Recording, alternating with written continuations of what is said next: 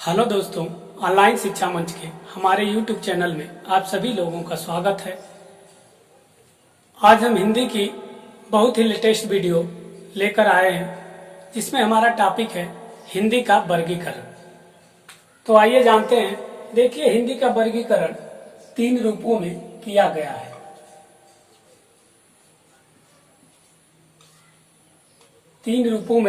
है। पहला रूप है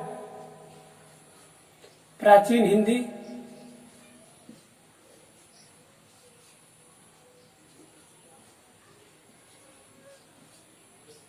जिसका समय काल है 1100 ईस्वी से 1400 ईस्वी तक। दूसरा रूप है मध्य हिंदी,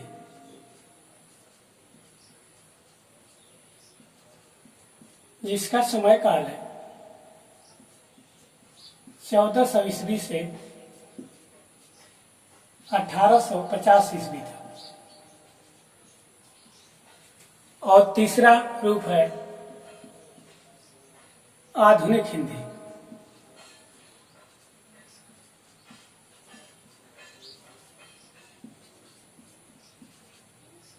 जिसका समय काल है 1850 से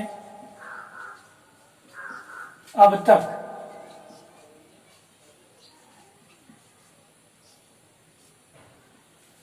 तो आइए अब जानते हैं पहला रूप प्राचीन हिंदी के बारे में।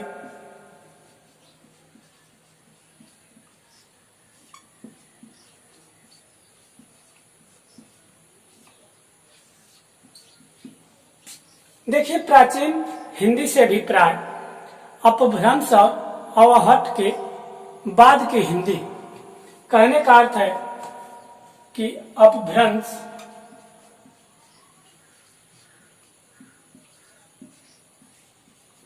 और अवहट के बाद की हिंदी प्राचीन हिंदी में आती है। दूसरा है मध्य हिंदी,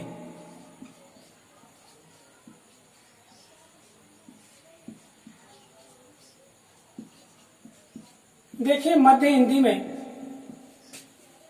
आते आते हिंदी अपना स्पष्ट स्वरूप धारण कर चुकी थी और मध्य हिंदी में 3 भाषाओं का विकास हो गया था, जिसमें पहली भाषा है ब्रज, दूसरी है अवधी और तीसरी है खड़ी बोली।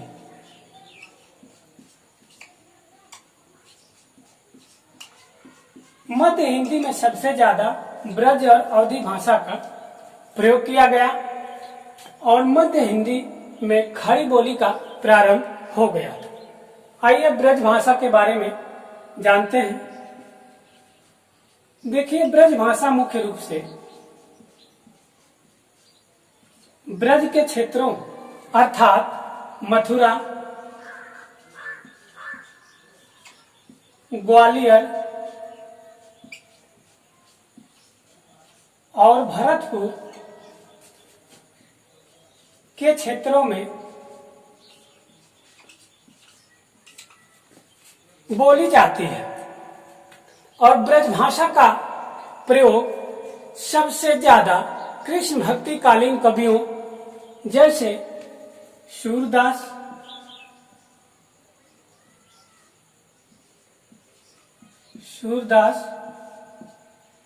नंददास, मीरा, रसखान,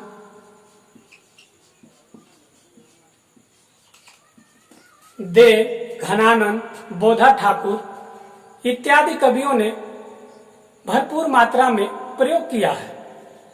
अब आइए दूसरी भाषा जानते हैं अवधी के बारे में।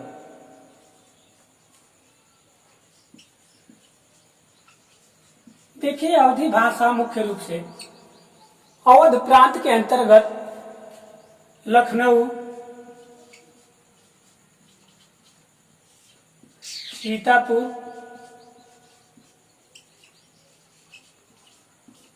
सुल्तानपुर,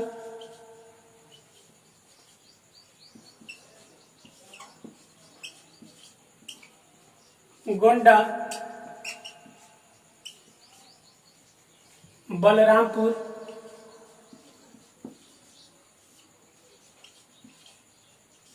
बस्ती, उन्नाव, हरदोई इत्यादि क्षेत्रों में बोली जाती है। और देखिए अवधी भाषा का बहुत ही सुंदर वर्णन तुलसीकृत रामचरितमानस में देखने को मिलता है। और सूफी शाखा के अर्थात प्रेमाश्रयी शाखा के प्रसिद्ध कवि जायसीकृत पद्मावत में बहुत ही अवधी भाषा का सुंदर प्रयोग हुआ है। पहला है रामचरितमानस,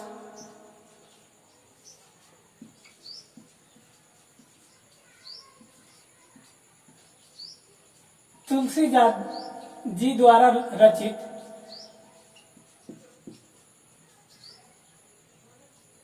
और जायसी और पद्मावत जायसी द्वारा रचित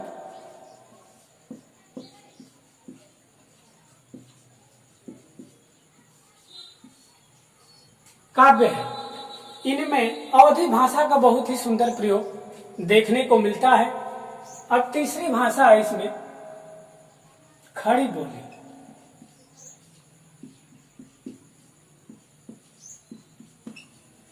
देखिए मध्य हिंदी के अंत में खड़ी बोली प्रारंभ हो गई थी और खड़ी बोली प्रारंभ करने का श्रेय कबीरदास,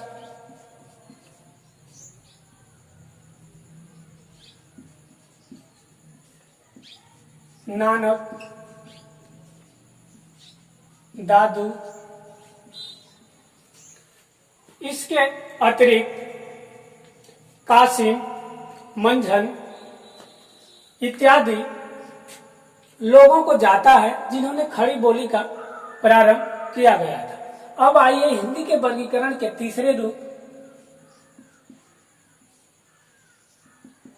तीसरे रूप आधुनिक हिंदी के बारे में जानते हैं।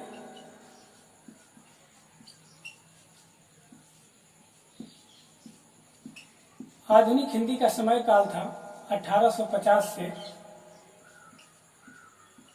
अब तक, अर्थात वर्तमान में हम जो अभी हिंदी पढ़ रहे हैं वो आधुनिक हिंदी पढ़ते हैं।